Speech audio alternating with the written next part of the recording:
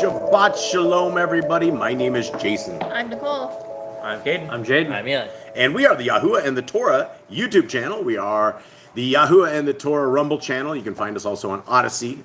One or two of you guys can, possibly.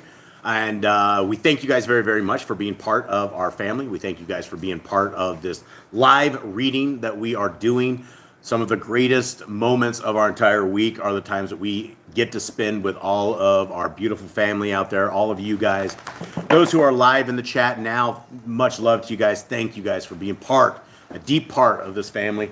And for those who join us later, we thank you. Appreciate your watching this. We hope that you guys will fall in love with the greatest things that are possible, which is the laws, statutes, and commandments of our Creator. And it is that love, when you fall in love with His laws, statutes, commandments, and His ways, that you will truly fall in love with His Son, that you will truly fall in love with Him. But we won't fall in love with a person, with a thing that we do not know. And if we do not observe the Torah, which is found in Genesis, Exodus, Leviticus, Numbers, and Deuteronomy, then we are denying a tremendous part of our life that we need to embrace, part of our life that has been given to us. The greatest instruction manual of all has been nearly forsaken by everybody, and there's only a very, very small handful of people that truly care about the ways and about the will and the wishes of our Creator and His ways. So before this, Cade, will you please open us in prayer? Heavenly Father, we thank you for bringing us all together once again. We ask that today your day is sanctified, and we ask that your will is upon us. We ask that all people that have come before you to be united under your will, under your ways, and to seek out your word. We ask that it is a blessed day, that it is a holy day, and we ask that we get from your word what you want us to get from it. We thank you for all in your name. Amen. All right, Mr. Jaden, will you please give us our beginning session here? Hear, O Yisrael, Yahu our Elohim, Yahu is one. Yahu your Elohim, with all your heart, with all your being, and with all your might. And these words I am commanding you today shall be in your heart. You shall impress them upon your children, and shall speak of them when you sit in your house, when you walk by the way, when you lie down, when you rise up, when you bind them as a sign on your hand, and you shall be frontlets between your eyes, and you shall write them on your doorposts of your house and on your gates. Okay, so that is the Hear, O Yisrael. It's a Shema. It's what we call the Shema, and there's a theme in Scriptures when you start reading Scriptures, and it involves the Shema. And when people say this, when Shema isn't just some Hebrew word, what Shema means, it means to listen and obey. Listen and obey. When it's a two-step process. First, you have to understand what exactly it is we're supposed to be listening to, and then we start to obey. And obedience is the lifeblood of Yah's ways. That is what He has called us to do, what He has called us to be a part of.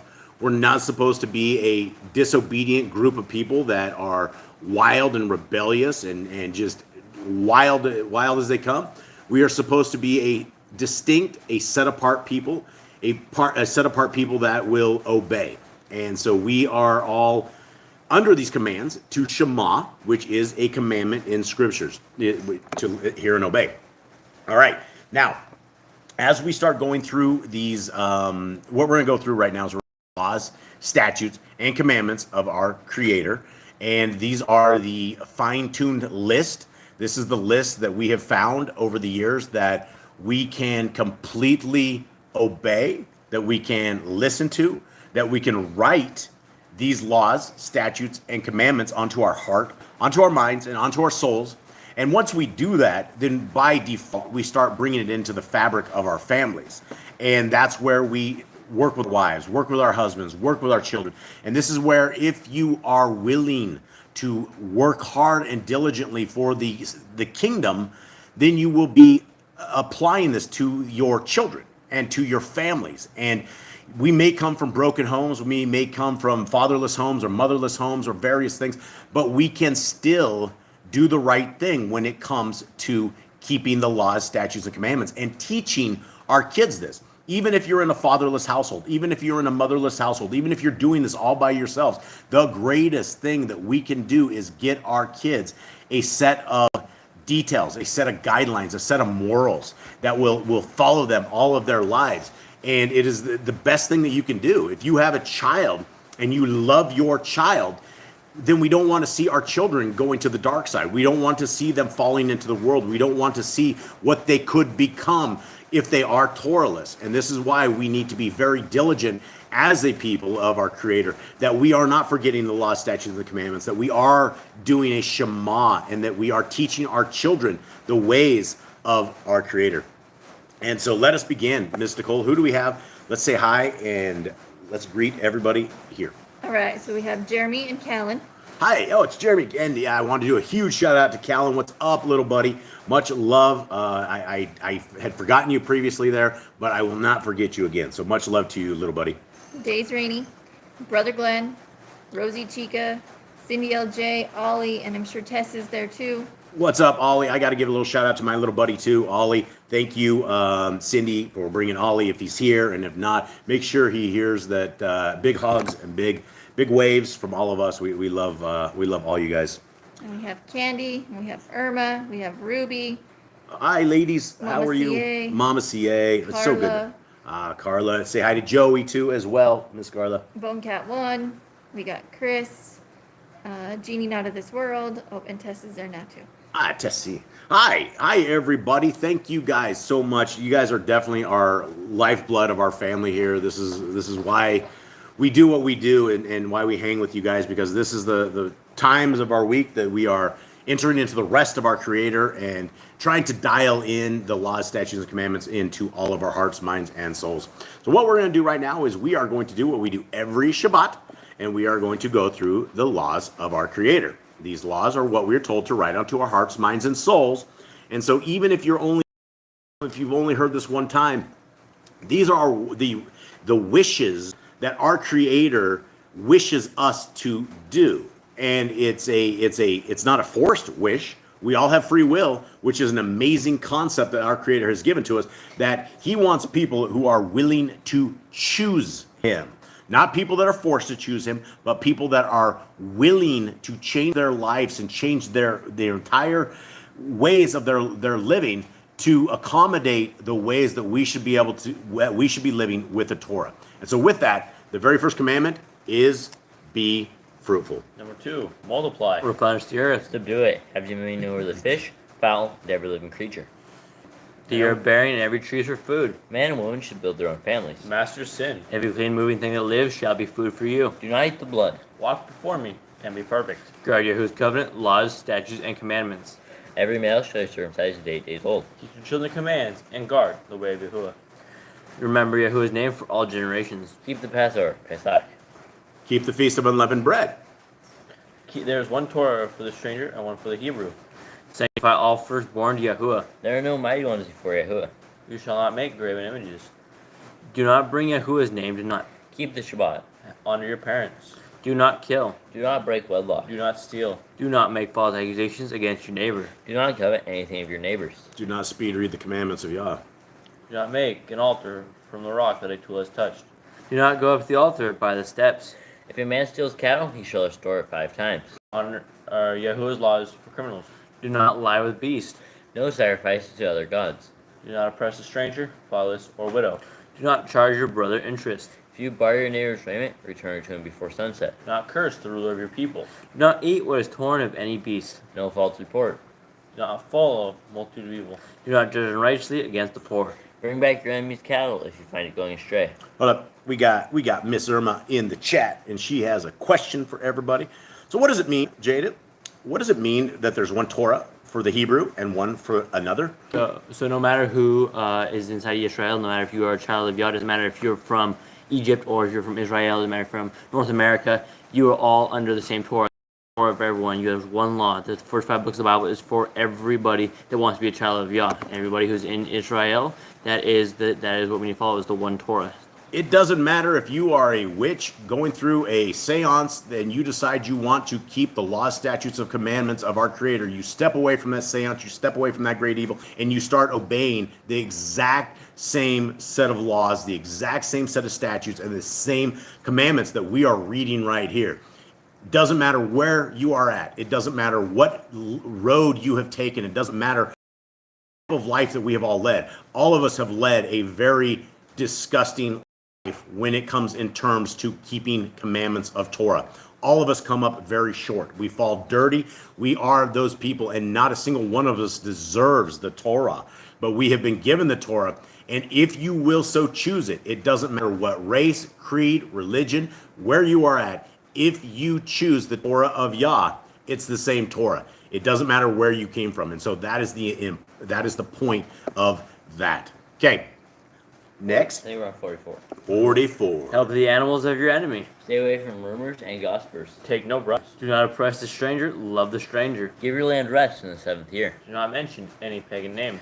Keep the feasts of Yahuwah. Do not kill your goat in his mother's milk. Obey the messenger, angel Yahuwah sends before you. Do not bow down to other Elohim. Serve Yahuwah. Make no covenant with Other Elohim. or gods outside of the land. Do not make or use anointing oil on a normal person. Do not make or use perfume on a normal person. Do not eat the fat. Do what you say you're going to do. Return what is your neighbor's. Obey Yahuwah's dietary laws. Women's time of separation. Obey Yahuwah's hygiene laws. Keep the Day of Atonement, Yom HaKippurim. Do not uncover the nakedness of your family. Do not take your woman's sister for wife. Do not lie with a woman in her uncleanness. You shall not sacrifice your children to Moloch. Do not be a sodomite. Be Kodesh. Do not holy. reap the corners of your field, or you shall not glean your vineyard. Do not deal falsely or defraud your neighbor. Do not lie or be a liar. Pay your workers for the day's wage they are due. Do not harm the disabled. Do not endanger your neighbor. Do not hate your brother. Rebuke your neighbor for his sin. Love your neighbor as yourself. Do not diverse your cattle. Do not mingle your seed. Do not mingle linen and wool. Do not lie with a taken woman. Do not eat the fruit of the trees for 3 years. Do not practice sorcery. Do not round your beard or the corner of your head. Do not cut yourself for the dead. Do not get tattoos. Do not prostitute your daughter. Do not defile your temple. Do not consult the medium. Respect your elders. Do not walk in the manners of the nation. Keep the feast of first fruits. Count. Keep the feast of trumpets, Yom Teruah. Keep the feast of Sukkot, Shemini Atzeret. If you blaspheme the name of Yahuwah, you shall be put to death. If you kill your neighbor's animal, you must give him another. Repay injury for injury. Honor the Yobel, Jubilee year. Confess your sins to Yahuwah and repay who you have trespassed against. The Torah, law of being a Nazir. Wear Ezekiel on the four corners of your garments. The law of whoever touches the corpse. Follow Yahuwah's Torah, law of inheritance. The law of keeping your oath to Yahuwah. Do not add or take away from the word. Guard your soul. Learn to fear Yahuwah. You shall love Yahuwah with all your heart. Bind the Torah, laws upon your hand and the frontlets between your eyes. Write the Torah on your doorposts. Do not tempt Yahuwah. Do not do what is right and good in the sight of Yahuwah. Do not be afraid of your enemies. Remember Yahuwah. Circumcise your heart. Cleave to Yahuwah. Swear by his name. Destroy graven images. Do not make an idol of Yahuwah, as the pagans do to their Elohim. Rejoice in all Yahuwah has blessed you with. Do not do what is right in your own eyes. Do not hearken to the words of false prophets. Do not make any boldness between your eyes for the dead. You shall not eat any abominable thing. You shall give to a stranger of clean food that died of itself, but you shall not eat of it. Give tithes of your increase of seed year by year. Laws of the end of the 7-year lease. Do not borrow from the nations. Do not heart nor shut your hand from the poor. Guard month 1 of Yahuwah's calendar. 3 times a year all males shall appear before Yahuwah. You shall make judges and officers in all your gates. There must be 2 or 3 witnesses. Hearken unto the prophet Yahuwah. Prophet test of Deuteronomy. Do not remove your neighbor's property line. How to deal with a false witness among Torah keepers. The first child is to get double portion. If your brother or cattle or clothes are lost and you find them, you must return them. A woman should not wear what pertains to a man, nor a man wear what pertains to a woman. If you find a bird's nest, the mother and the babies, or eggs, take the babies, but not the mother. If you build a new house with a flat roof that shall be lived on, you must put a railing around it. Do not be a prostitute. Do not use dirty money. The Torah of divorce. Do not take a person's millstone for a pledge. If you lend to your brother, do not enter his house to get your pant. He must bring it to you. Return his clothing before sunset if that was his pledge. Do not press a hired servant that is more needy. Every man shall be put to death for his own sin. Do not go back for the forgotten sheep in the field. Leave it for the stranger, fatherless, and widow. Do not muzzle your ox when he treads out grain. If your brother dies and has no child, you shall take his wife and name the firstborn after your brother. At the end of 7 years, you are to read the Torah at the feast of Sukkot. Yeah. So I was reading Irma's thing. No, there's no command there. So we read what Irma said. I'm cold and I wear my husband's sweatshirt because I'm cold. Is that breaking Torah?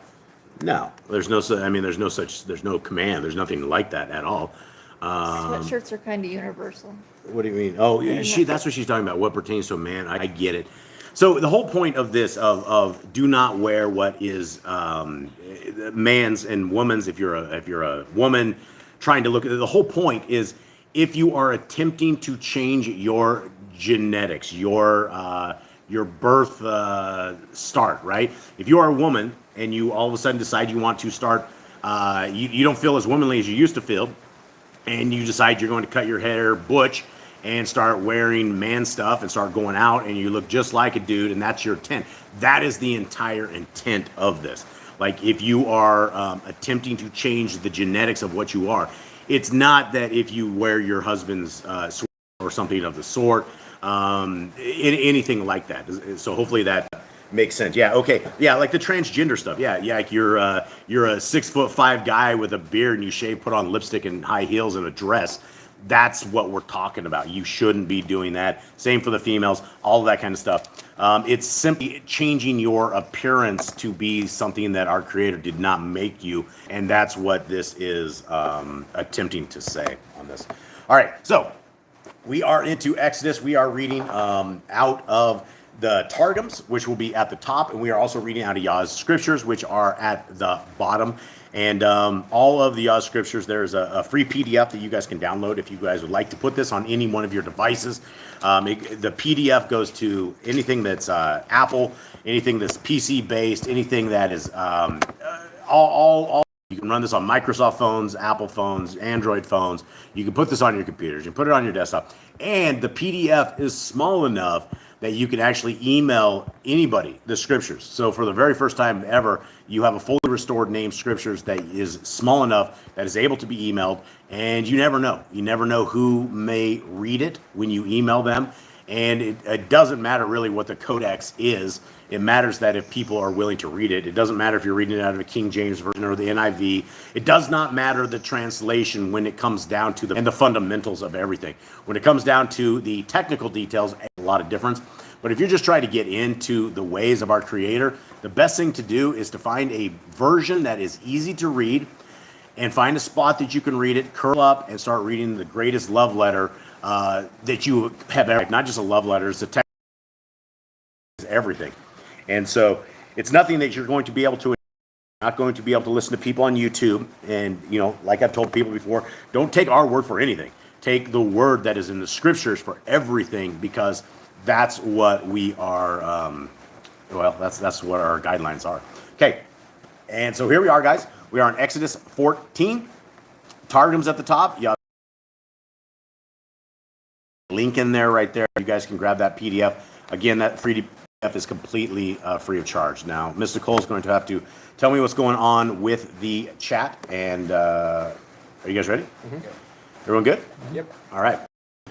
And Yahuwah spoke to Moshe, saying, "Speak to the children of Yisrael, that they turn and camp before Pi-ha-Kiroth, between Migdal and the sea. Opposite Baal-Zephon, camp before it by the sea. Shall say to the children of Israel, they are entangled in the land. The wilderness has closed them in. And I shall harden the heart of Pharaoh, and he shall pursue them. But I am to be esteemed through Pharaoh and over all his army." And the Mitzrayim, and they did so. All right. So for anybody that has not got, what in the world is happening here? Where somebody give us some previous.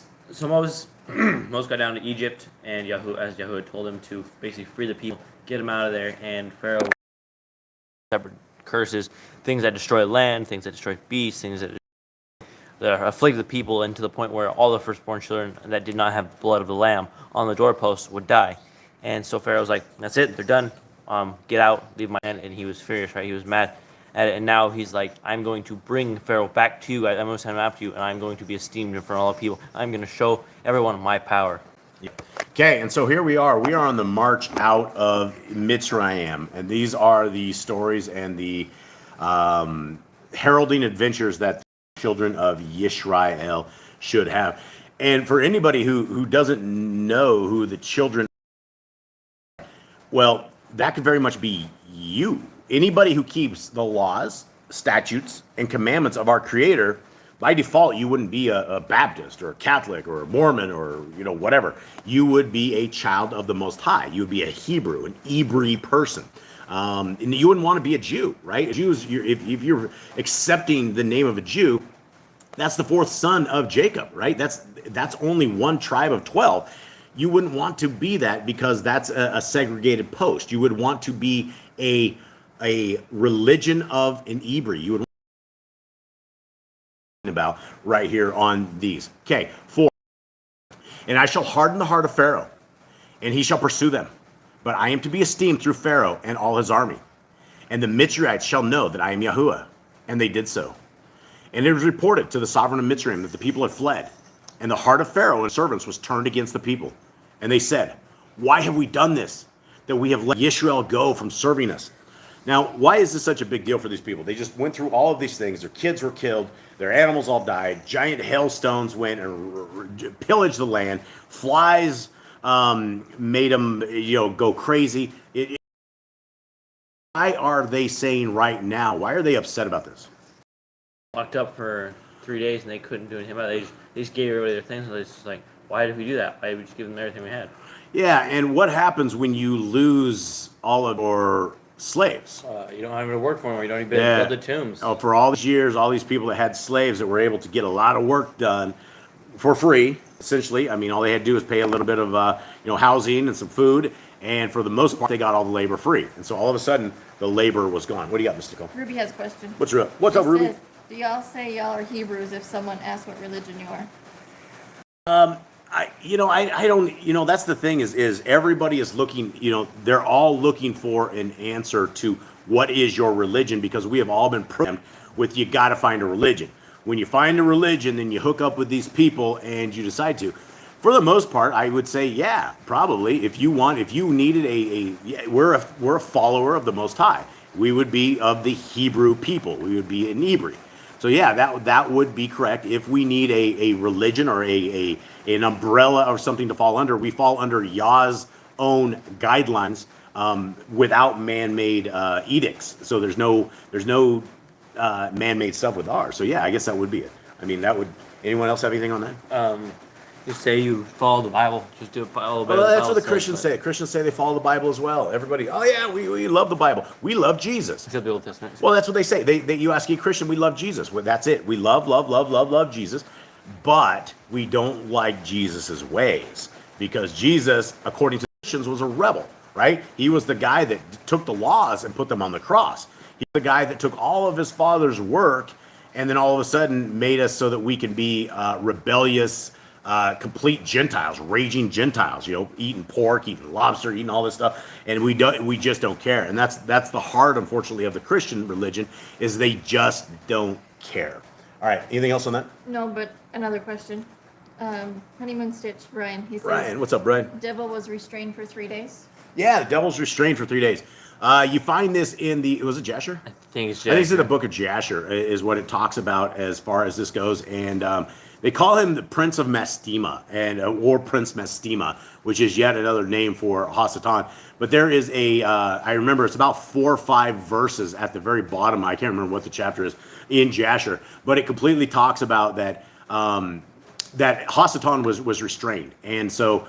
What that means is, and if you guys can understand it, is if you had people living in your house and you kick them out of your house, you're not going to give them everything in your house, right? You're not going to say, okay, well, we hate you. We completely get away from us. Here's all my stuff, right? Here's all my possessions. Here's some money.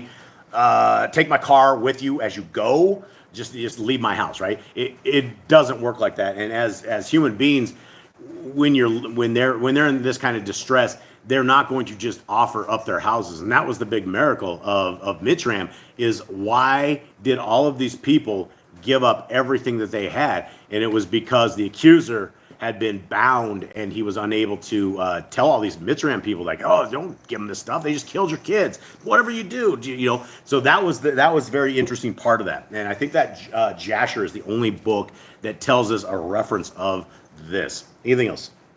No. Okay. Where am I at? I think you're on 6. Yeah, I think you're on 6. All right. So, and then we got to get the Targums here in a second. How many? Yeah. Okay. A couple more. Okay. So he made his chariot ready and took his people with him. And they're talking with Pharaoh. And he took 600 chosen chariots and all the chariots of Mitzrayim with officers over all of them. Now, that's a lot. That's a lot of chariots, right? 600 chariots. You probably got 1 or 2 people per chariot, I would imagine. The horses that took this. it was a huge army. It was a very, very scary thing that all of a sudden you could probably hear this army for a very long ways out as they're going. And when you're fighting, when you're people on foot trying to fight guys with chariots, it's not exactly a fair fight at all. Okay, 8. And Yahuwah hardened the heart of Pharaoh, sovereign of Mitzrayim, and he pursued the children of Israel. But the children of Israel went out with a high hand, and the Mitzrayites pursued them, and all the horses and the chariots of Pharaoh, and his horsemen and his army, and reached them camping by the sea, besides Pi HaKiroth, before Bel Zephon. Okay, now we're going to head up to the Targums at the tops, and we read the Targums simply because it's a different version, as it does sometimes get a little Jewish. There's definitely some Jewish stuff in there, and so this is what we do. Is our job is to cut the bones out and to kind of just raise your eyebrows and stuff that doesn't make any sense, and we definitely discuss this because there are a lot of different versions of scriptures, and so this one does bring some stuff to it, which is worth reading, I believe. Okay, so Exodus 14:1 at the top.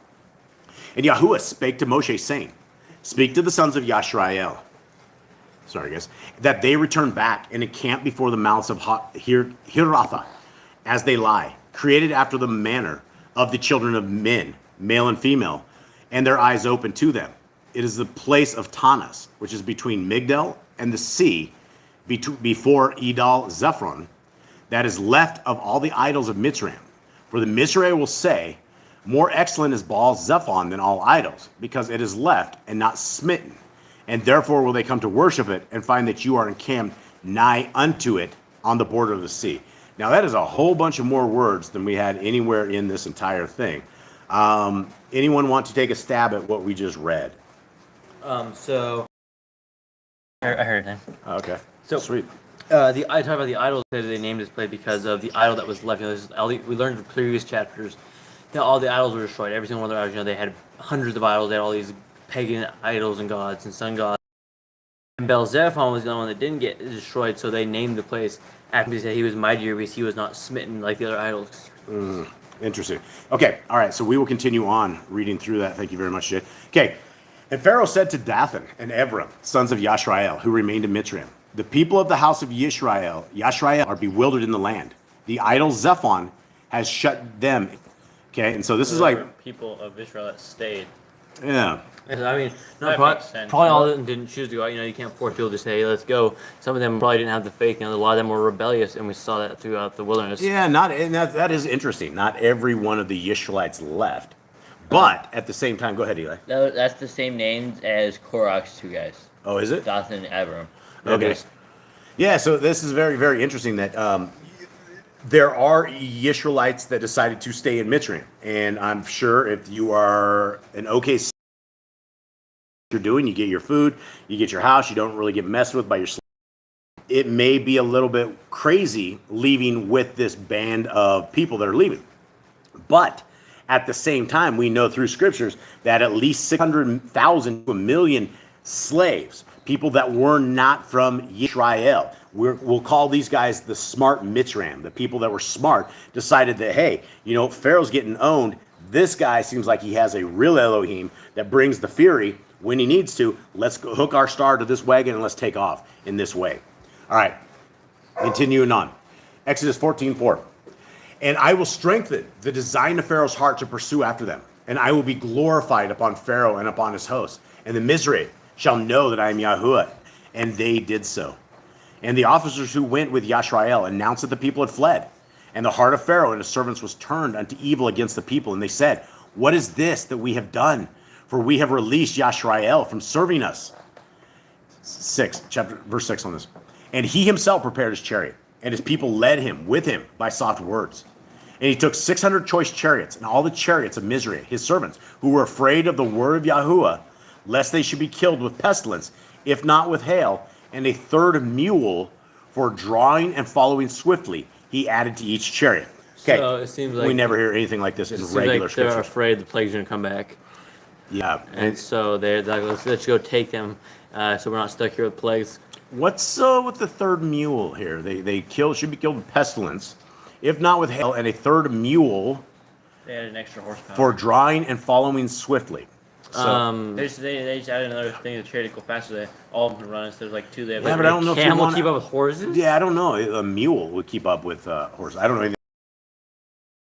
I guess they added a little extra mule power to this whole thing, is what it says. Okay, 14:8. And Yahuwah hardened the design of the heart of Pharaoh, king of Mitzrayim, and he pursued after the sons of Yashrael. But the sons of Yashrael, going out with a high hand, were stronger than the Mitzri. And the Mitzri followed after them and came upon them as they were encamped by the sea, gathering of pearls and goodly stones. Whatever Pishon had carried from the Garden of Eden into the Gihon, and the Gihon had carried into the Sea of Suf, and the Sea of Suf had cast upon its bank. But all the chariot horses of Pharaoh and his horsemen and his hosts were coming towards the mouths of Hiratha, which are before the idol Zephon. This is very, very interesting. All right. We are going to head back into Yah's Scriptures. At the bottom, we are on verse 10 or 11? 10. Okay. Anything going on, chat? All good? Okay. And Pharaoh drew near. The children of Yisrael lifted their eyes and saw the Mitzrites coming up after them. They were greatly afraid. So the children of Yisrael cried out to Yahuwah. And they said to Moshe, "Did you take us away to die in the wilderness because there are no graves in Mitzrayim? What is this you have done to us, to bring us up out of Mitzrayim? Is this not the word that we spoke to you in Mitzrayim, saying, 'Leave us alone and let us serve the Mitzrites'? For it would have been better for us to serve the Mitzrites than to die in the wilderness." And so there you can see that division right now, because I'm sure a lot of those guys stayed back behind. Yeah, they probably knew, like, yeah, but don't even go. You know, we'll end up dying anyway, so might as well stay here. Yeah, this Moshe guy, he's insane. Look at him. He's going to get us all killed. Okay, 13. And Moshe said to the people, "Do not be afraid. Stand still." Of Yahuwah, which he does for you today. For the Mitzrites whom you see today, you are never to see again. Yahuwah fights for you, and you keep silent. Okay, that's a huge word right here, mystical lesson, but let's talk about that. Yahuwah, the verse 14 is a simple little verse, but this is something that we all need to, if tattoos weren't something that you would break commandments with, then you would probably want to tattoo something like this on your left arm or your right arm, or something that you're able to see, because this is a critical verse. Yahuwah fights for you. Now, it's not just talking about the Israelites way back in the day. This is something that Boss Clan has completely seen. We know that Yahuwah fights for us. We have seen it. We have seen supernatural miracles that Yahuwah does fight for you. And that's the power of being in covenant with our Creator. Now, if you're thinking that you can go out there and worship on a first day, that you can go to a temple made by a man, that you can celebrate Christmas and Easter and all of this other stuff, and you think that Yahuwah will fight for you, look, the same thing can be said for the devil. The devil wants your soul, and the devil will definitely fight for you. You can see it throughout his entire persona of the time that we know of Hasatan being around. He has fought for the souls of man, and nothing will stop him at fighting that. And this is why we do what we do, so that you guys can fight for your souls. Most people don't even know they have souls that they truly can fight for, and that this is just the beginning of eternity. And if it's just the beginning of eternity, we are at the very start of this. The rest of our real time is going to be long after these times, where we are going through an interview process right now to see if we are eligible to even make it into the kingdom to come, all of us. And that's what it means, is we need to have soft hearts. We need to have a cling heart, cling minds, cling hands. Everything that we do has to be what the kingdom is about. And the kingdom is about righteousness. It is about a beauty of holiness, Kodesha, that we should all be. Okay, 15. Hold on. Miss Nicole, hit it. Back to 11. Back to 11. Ruby says there were no graves in Mitzrayim. What was the verse there? And they said to Moshe, "Did you take us away to die in the wilderness because there are no graves in Mitzrayim?" No, so that was a rhetorical question, right? So the question was, oh, is there no graves here in Mitzrayim? We can't just die here in peace. You have to take us out to these lands, to these deserts, and we're like, you're going to leave us out here with the scorpions and snakes and things? Why couldn't we just die in Mitzrayim? So that was a rhetorical question. There were definitely some graves in Mitzrayim. There's a lot more graves after the Israelites left. Okay, we're on, where are we at? 15. 15. I got to get on the soapbox here. Okay, 15.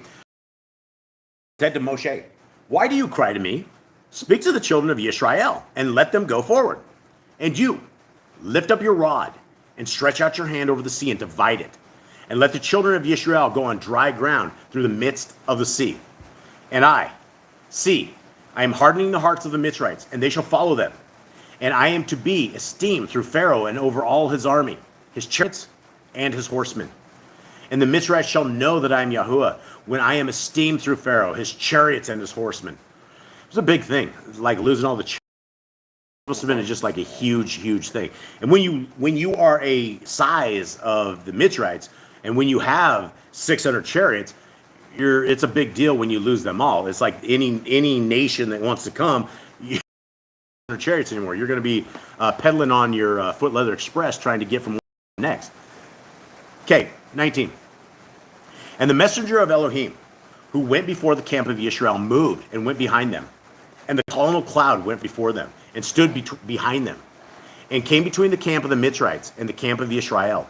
And it was the cloud and the darkness, and it gave light by night, and the one didn't come near the other all the night.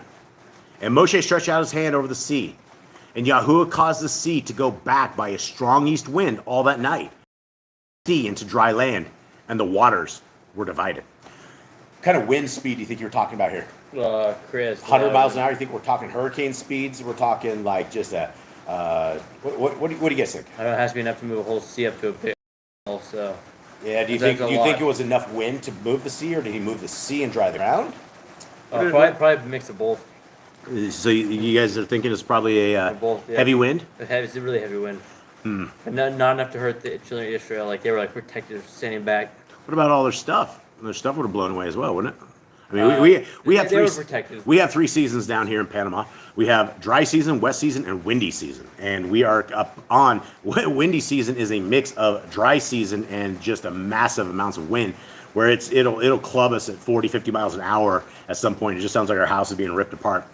So I was curious to know what you guys thought. All right, where are we at? 22. 22. And the children of Israel went into the midst of the down, and the waters were a wall to them on their right and to their left. All right.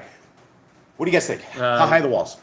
Why? How big is this Sea of Reeds? Well, a sea is a huge thing. You don't really know. I mean, it's hard to figure out what the sea is, but to get to the ground level, I mean, we're talking a lot. I don't like most seas. You're not going to be able to just dive down on a free dive and get to the bottom of it. You're like 20, 30 feet. It's going to be. It could very well be. So what do you guys think? I mean, you guys are walking through this. That would be something supernatural, right? Looking to your left, and there's just it's like an invisible barrier. Pretty wide gap, I would think, between the two walls. Yeah, but you're going to be walking between two like huge walls of water. It's going to be the most insane thing you could ever see. It's going to be really freaky, right? You're going to be in this, and you're going to go, wow. These things could very much come back and get me as well. And you see something like this, like this is just the start of your journey. You see something like this. How are you going to be faithless after all of this? How are you still going to doubt Yah after he just did all that? Well, that is the good question, because they were faithless via the 10 plagues, right? Yeah, they even walk it out. And then they have this, and after this, they're still had no faith. They're see still doubting. They see old Moshe throwing sticks to the ground, snakes coming out, and hail coming, and the land of Goshen was preserved. They're the only ones Still that are untouched. nothing. Yeah, untouched. Their animals didn't die. They made it through the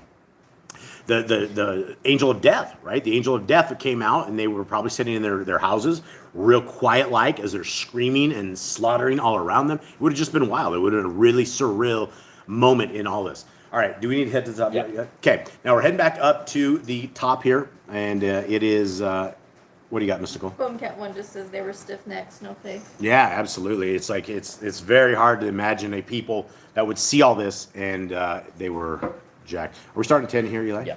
Okay, and Pharaoh saw the idol Zephon preserved and offered oblations before it. Again, stuff we don't hear in any kind of scriptures. We don't know anything about his idol Zephon. And the children of Yashrael lifted up their eyes, and beheld the Mizraim were pursuing them. And they were sorely afraid, and the children of Yashrael prayed before Yahuwah. But the wicked generation said to Moshe, because there is no place for burial for us in Mitzrayim, have you led us forth to die in the wilderness? What have you done to us in bringing us out of Mitzrayim? Was as not this the word that we spake to you in Mitzrayim? Let Yahuwah manifest himself over us and judge, saying, desist from us, and we will serve the Mizraim. For it is better for us to serve the Mizraim than to perish in the desert. And there it is, right? This is the answer that these guys don't want to do. It's hard living in a desert. It's hard living in a jungle. It's hard living in places such as the place where there are snakes, scorpions, all of these things. The desert's just it's an unhostile environment, probably far worse than the jungles. Okay, 13. 4 parties were made. The sons of Yashrael on the shore of the weedy sea. One said, let us go down into the sea. Another said, let us return to Mitzrayim. Another said, let us set against them the line of battle. And another said, let us raise a cry against them and confound them. Okay, so we got some people there with some ideas on how they're going to get out of this. Upon the company which said, let us go down to the sea, spake Moshe, fear not, stand still, and see the salvation of Yahuwah, which will be wrought for you today. To the company which said, let us return into Mitzrayim, Moshe said, you shall not return. For though you see the Mitzrayim today, you will see them no more forever. Okay, this gives us a little more understanding of why these guys did what they did. And, you know, this is the cool stuff about the Targums is you don't understand the various points to this. All we have are specifics. We get the footnotes with scriptures. We don't get the entire story. Okay, let's go. Said, let us set against them the line of battle, said Moshe, not. For the victory shall be wrought among you from the presence of Yahuwah.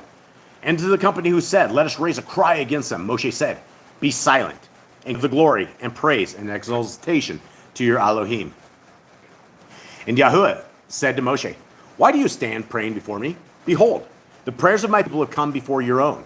Speak to the sons of Yashrael, that they go forward. And you, lift up your rod, and stretch forth your hand with it over the sea, and divide it. And the sons of Yashrael shall go through the midst of the sea upon the ground. For behold, I will harden the design of the heart of the Mitzrayim, and they will go in after them.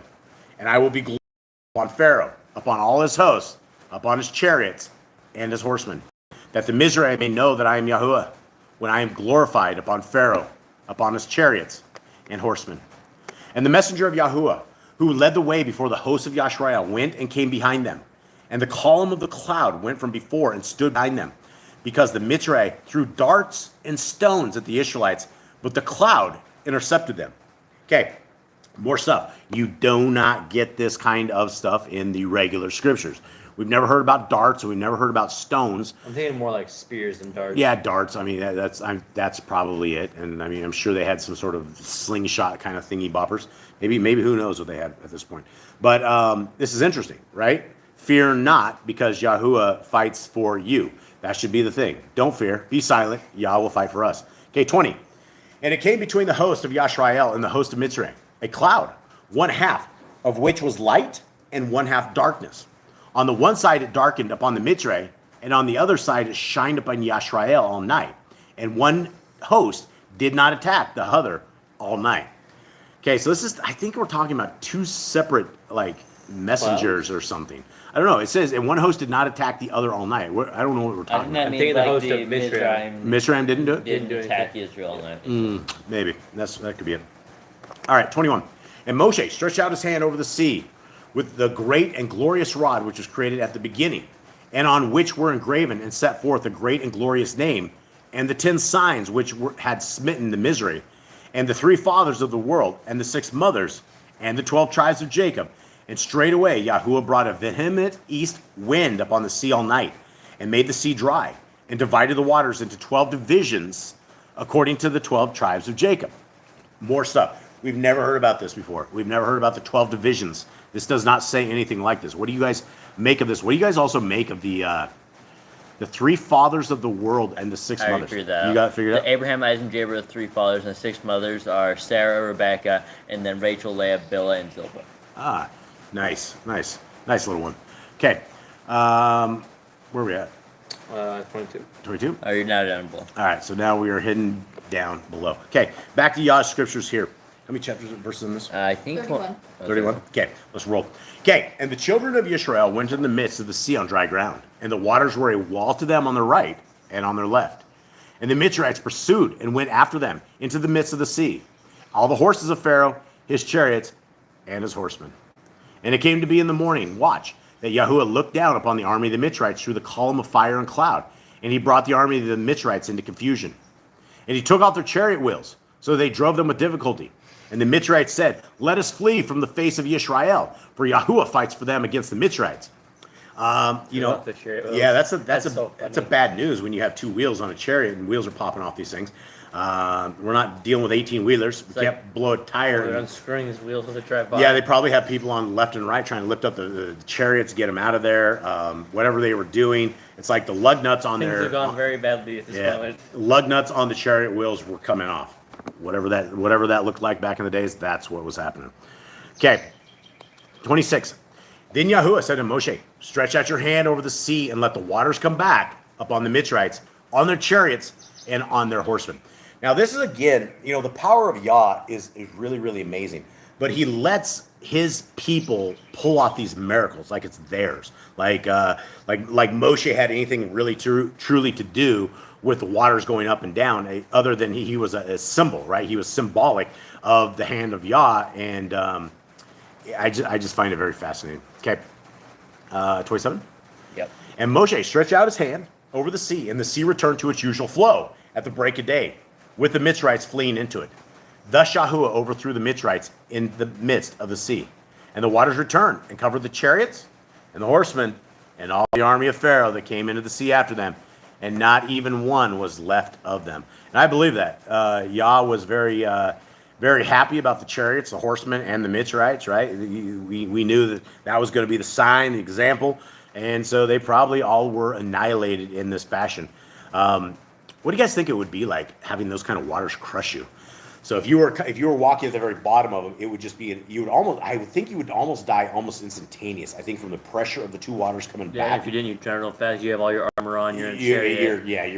You're gonna. It's gonna be a mess, right? There's gonna be shields floating everywhere. There's gonna be people's rations, helmets, spears, horses. I mean, they're all gonna be like owned, and what floats is gonna float, and what didn't float, it's gonna be a mess. There's gonna be a lot of debris. They're gonna need a coroner there. They're gonna need a mortician, no doubt, to make this one happen. Okay, 29. And the children of Israel walked on dry ground in the midst of the sea, and the waters were a wall to them on left and right.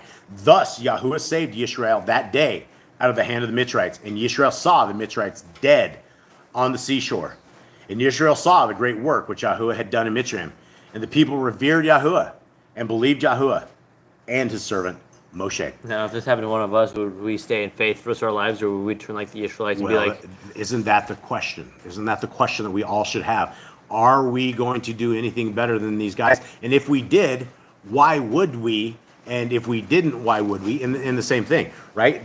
All of these people had a chance to see all of this. They've I don't know. You know, it's hard to be a judge when we are not there. You got to walk a mile in a man's moccasins to understand exactly what they were all thinking. But we could only hope and pray that we would be faithful to our Creator and understand this, and not be, weak faith. Okay, 22 in the Targums. And the children of Yasharal went through the midst of the sea upon the ground, and the waters were congealed like a wall, 300 miles on their right hand and on their left. like 300 miles across or up? I don't know. I don't think there's any sea that's 300 miles across. Let's see what they're saying on this. And it was congealed like a wall, 300 miles on the right. I think we're talking like up. 300 miles up? Wow. That's a huge. That would just be enormous. It would That's be high. probably skyscrapers. It's way. Yeah, I mean, it's really, really high. I just don't. I don't know if that would. I don't know what we're reading here. Again, this is stuff like these are. You don't know if these are bones or you don't know if they're meat when we're dealing with stuff like this. Very interesting though. I mean, that would be just an enormous wall. Okay, and the Mitzri followed and went in after them, all the horses of Pharaoh, and the chariots and the horsemen in the midst of the sea. And it was that in the morning watch, that the time that the powers on high came to offer praise, Yahuwah looked forth with anger upon the hosts of Mitzrayim from the column of fire, to hurl upon them flakes of fire and hail, and from the column of cloud, and confounded the hosts of the Mitzrayim. And he broke or made rough the wheels of Pharaoh's carriages, so that they drove them with hardship, and that they went on and left them behind. And the Mitzri said to one another, let us flee from the people of the house of Yashrael, for this is the word of Yahuwah, who fought for them in Mitzrayim. Okay, so here we have more details that we do not get. In regular scriptures, all we have is that the wheels broke, right? They came off, went flying off. We don't know anything other than that. Here, he said he made them rough. So, there's another understanding possibly of their venture, and that it was more of a, wheels falling off here, people stuck in ruts here, their wheels, if you don't have perfectly round. And we're not talking the days of tires, right? There's no rubber when it meets the road. We're talking like metal on the outside of their rims and their wood everywhere. Probably some metal, I would imagine, on the wheels. I don't know. Okay, continuing on. 26. And Yahuwah, stretch forth your hand over the sea, that the waters may return upon the Mitzray, upon the chariots, and upon their horsemen. And Moshe stretched out his hand over the sea, and the sea returned at the time of the morning unto its strength. And the misery fled from before us. And Yahuwah strengthened the misery in the midst of the sea, that they should not soon die in the midst of it, that they might receive the punishment which had been sent to them. All right, I think we should discuss this. This is stuff we just don't hear in regular scriptures. Not immediate death, but a slow death. Yeah, he's like Extra punishment. extra death. Yeah, I'd like a layer of death with let's turn that up to like level 3 death, please. Just very scary death, I suppose. Okay, Exodus 14:28. And the waves of the sea returned and covered the chariots and the horsemen and all the hosts of Pharaoh who had gone in after them into the sea. Not one among them was left. But the sons of Yashrael walked on the ground in the midst of the sea, and the waters to them were as walls on their right hand and on their left. That day Yahuwah redeemed and saved Yashrael from the hand of the Mitzri. And Yashrael saw the Mitzri dead and not dead, cast upon the shore of the sea. I don't know what that means. That just contradicts it. No, dead and like I think drowning and down dead and like in the middle of dying. On the seashores? Interesting. Yeah, no, that's it seems like a contradiction to regular scriptures, because not dead, we know that scriptures say they're dead. And I truly believe that Yah owned them all in that instance. Okay. And Yashrael saw the power of the mighty hand by which Yahuwah had wrought the miracles of Mizraim. And the people feared before Yahuwah and believed in the name of the word of Yahuwah and in the prophecies of Moshe, his servant. All right. Well, that will do it for us. Everybody in the chat here, flip the chat on too as well. I guess if everybody in the chat is good and we are there, we will say much love to everybody out there. Let's see, Matthew, they should take slaps in the face and keep giving. Yeah, this is very, very interesting. All right, everybody. So I guess with that, Jade, let's bless the people. And Yahuwah spoke unto Moshe, saying, Speak unto Aaron unto his sons, saying, On this wise you shall bless the children of Israel, saying to them, Yahuwah bless you and guard you. Yahuwah make his face shine upon you and be gracious unto you. Yahuwah lift his countenance and give you peace. They shall put my name upon the children of Israel, and I will bless them. Okay, all right, everybody. We thank you very much. We apologize for our dogs that are always breaking out, which they are breaking out. And I can't even speak because the dogs are so cold. All right, that's it. Much love, everyone.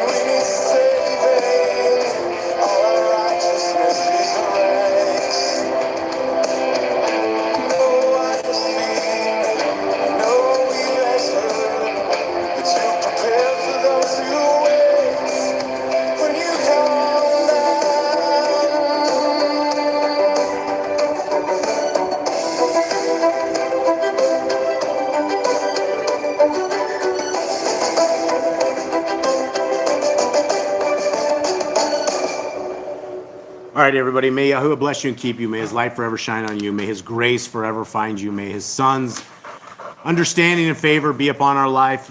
Thank you guys for being part of our world. Much love. We are out. All right, shalom.